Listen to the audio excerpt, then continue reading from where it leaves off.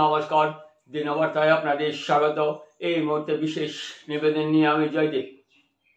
যেহেতু আজ পঞ্চমী তিথি, সবাইকে শুভেচ্ছা দিনবার্তার পক্ষ থেকে। এখনকার বিস্তারিত। কিংবদন্তি কণ্ঠশিল্পী জুবিনের অকাল মৃত্যুতে সুখে এখনো মুহ্যমান শ্রীভূমির বিশিষ্ট সমাজসেবিতা রাজনীতিবিদ আশিস নাগ।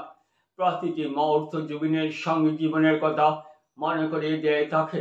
শুক্রবার মিডিয়ার প্রতিনিধির সামনে তিনি বলেন, গ্লোবাল স্টার মাইকেল জ্যাকসন, রানী এলিজাবেথ, পোপ দ্বিতীয় মারা যাওয়ার পর সৎকারে লোকে লোকারণ্য হয়েছিল, তেমনি দেশের সংস্কৃতি জগতের আইকন জুবিনের সৎকার কার্যক্রমে উপচে পড়া ভিড় পরিলক্ষিত করা যায়। কোনো গরিব ভাত যায়নি, সবাই যেন সামিল হন নিজের প্রিয় মানুষকে বিদায় দিতে। চোখের জেলে হৃদয়ের প্রিয় লোকটিকে আলবিদা জানান। জুবিনের প্রতি সবার প্রেম ভালোবাসা কথাটা রয়েছে, তা পরিলক্ষিত হয় জুবিনের সৎকার কার্যক্রমে। জুবিনদা আমাদের কাছ থেকে চিরতরে চলে গেল, ওনার কালজয়ী গান সবার হৃদয়ে গেঁথে থাকবে চিরদিন, এমনটা মন্তব্য আশিনাথের। জুবিনের অন্যান্য শিল্পসত্তা নিয়ে এও তিনি বলেন,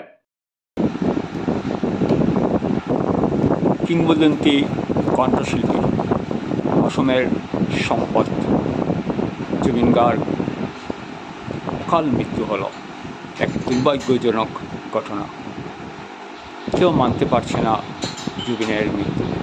যতই সময় যাচ্ছে জুবিনের মৃত্যু নিয়ে রহস্যটানা বেড়েছে।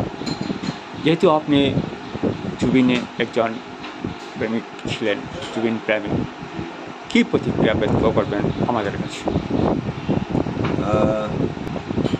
আসামের প্রাণপ্রিয় কণ্ঠশিল্পী, শুধু আসামের নয়, ভারতবর্ষের ইতিহাসে আপনারা দেখেছেন জুবিন গার্গের মৃত্যুর সংবাদ হওয়ার পর থেকে মানুষের যে আবেগ, আসামবাসী বা ভারতবর্ষের বিভিন্ন অঞ্চলের মানুষের যে আবেগ পরিলক্ষিত হয়েছে, সেই আবেগের কাছে সারা বিশ্ব হার মেনেছে।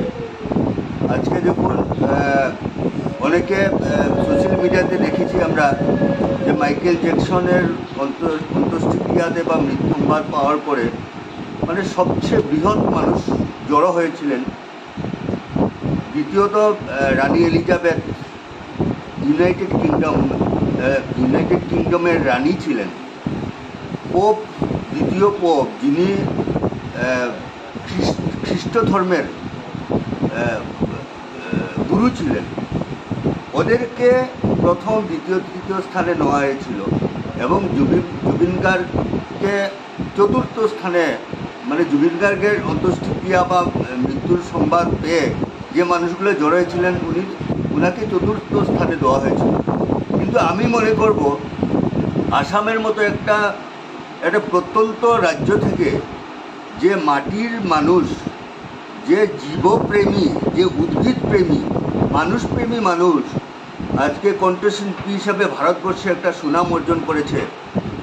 এবং মাইকেল জ্যাকসন গ্লোবাল স্টার ছিলেন, পুরো বিশ্বের মধ্যে উনি স্টার ছিলেন। রানী এলিজাবেথ একটা উন্নয়নশীল রাষ্ট্রের প্রধান ছিলেন। পোপ যিনি ধর্মগুরু ছিলেন, পুরো খ্রিস্ট ধর্মের গুরু ছিলেন। উনাদের সঙ্গে জুবিন গার্গকে মিলানো আমার মনে হয় ঠিক নয়। ওনারা গ্লোবালি স্টার ছিলেন কিন্তু আসামের মতো একটা রাজ্য থেকে জুবিন গার্গ প্রতিষ্ঠিত হয়ে সমাজকে যেভাবে দেখিয়েছেন, আমি মনে করব জুবিন গার্গের অনুগামীরা যেভাবে জড়ো হয়েছিলেন, পুরো বিশ্বের মধ্যে এটা 1 নম্বর স্থানে দিতে লাগে বলে আমি মনে করি। আজকে শ্রীভূমি শহরে ওনার শৈশবকাল কেটেছে। আজকে রমণীমোহন ইনস্টিটিউটে তখন নার্সারি ছিল, সেই নার্সারি স্কুলে উনি পড়াশোনা করেছেন। তার দ্বিতীয় পর্যায়ে গভর্নমেন্ট স্কুলে পড়াশোনা করেছেন। আমাদের এখানে নীলমণির মিটু মিস মহোদয় আছেন এখন। উনি জুবিন গার্গ মহাশয়কে পড়াশোনার সাথে সাথে ওনাকে সঙ্গীত চর্চাও করাতেন।